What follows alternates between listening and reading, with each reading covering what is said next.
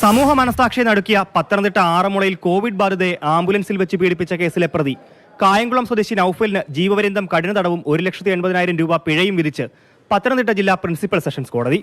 കനിവ് 108 ആംബുലൻസിൽ ഡ്രൈവറായിരുന്ന നൌഫൽ 19-കാരിയായ പെൺകുട്ടിയുമായി ഒറ്റയ്ക്കാണ് അടൂരിലേക്ക് പോയത്. വഴിമധ്യേ ആംബുലൻസ് ആറന്മുളയിലെ ഒഴിഞ്ഞ സ്ഥലത്തേക്ക് തിരിച്ചുവിട്ടു. ഇവിടെ വച്ചായിരുന്നു പീഡനം ചെറുക്കാൻ ശ്രമിച്ച പെൺകുട്ടിയെ ശാരീരികമായി ഉപദ്രവിക്കുകയും ചെയ്തു. പീഡനശേഷം പ്രതി ക്ഷമാപണം നടത്തിയത് യുവതി മൊബൈൽ ഫോണിൽ ചിത്രീകരിച്ചിരുന്നു. ഇത് കേസിൽ നിർണായക തെളിവായി. പ്രതിക്കെതിരെ തട്ടിക്കൊണ്ടുപോകൽ, ബലാത്സംഗം, പട്ടികജാതി പട്ടികവർഗ പീഡന നിരോധന നിയമം ഉൾപ്പെടെ 6ഓളം വകുപ്പുകൾ ചുമത്തിയാണ് ശിക്ഷ വിധിച്ചത്. ഇൻവെസ്റ്റിഗേഷൻ അന്ന് വളരെ പാടായിരുന്നു. കുട്ടിയുടെ മൊഴിയെടുക്കുക, അതുപോലെ സാക്ഷികളെല്ലാം തന്നെ ക്വാറന്റൈൻ പോയി, ഡോക്ടർമാരെല്ലാം ക്വാറന്റൈൻ പോയി. അങ്ങനെ വളരെ സങ്കീർണമായ സമയത്തായിരുന്നു ഇതിൻ്റെ അന്വേഷണം ഏറ്റെടുക്കേണ്ടി വന്നത്. അന്ന് നല്ല ടീമുണ്ടായിരുന്നു. അന്നത്തെ പന്തളം CN ശ്രീകുമാറെ, അതുപോലെ അന്നത്തെ ജില്ലാ പോലീസ് മേധാവി സൈമൺ സാറ്, അങ്ങനെ ഒരു ടീമായിട്ട് നിന്നാണ് അന്ന് ഈ കേസ് അന്വേഷിച്ചത്. അതിനുശേഷം സമയത്തിനുള്ളിൽ തന്നെ 50 ദിവസത്തിൽ കുറ്റപത്രം കൊടുക്കാൻ കഴിഞ്ഞു.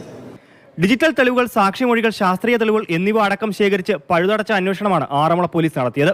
പ്രധാന പെൺകുട്ടിയുടെ റേപ്പ് തെളിഞ്ഞു, DNA റിസൾട്ട് കിട്ടിയുണ്ടായി. പിന്നെ സാക്ഷികളെല്ലാം തന്നെ പറയുകയുണ്ടായി. പിന്നെ GPS, ആംബുലൻസ് GPS ട്രാക്ക്, അങ്ങനെ എല്ലാ തരത്തിലുള്ള ശാസ്ത്രീയ തെളിവുകളും എടുത്ത് കോടതിയിൽ ഹാജരാക്കിയുണ്ടായി.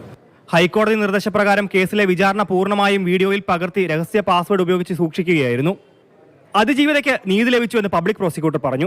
കുട്ടി കോടതിയിൽ സാക്ഷിമൊഴി നൽകിയ സമയത്ത് ആംബുലൻസിനുള്ളിലെ ശബ്ദരേഖ കോടതിയിൽ കേൾപ്പിച്ചപ്പോൾ ബോധം കെടുന്ന ഒരു സാഹചര്യം പോലും ഉണ്ടായി. കുട്ടിയുടെ സമീപനം എന്ന് പറഞ്ഞാൽ അതിന് നേരിട്ട ഒരു പീഡനത്തിന് മതിയായ ശിക്ഷ പ്രതിക്ക് ലഭിക്കണം എന്നുള്ളത് തന്നെയായിരുന്നു. എല്ലാ വകുപ്പുകളിലും കുറ്റക്കാരനെന്ന് കണ്ട സ്ഥിതിക്ക് ആ കുട്ടിക്ക് അർഹമായ നീതി ലഭിച്ചുവെന്നാണ് ഞാൻ വിശ്വസിക്കുന്നത്. മാതൃഭൂമി ന്യൂസ്, പത്തനംതിട്ട.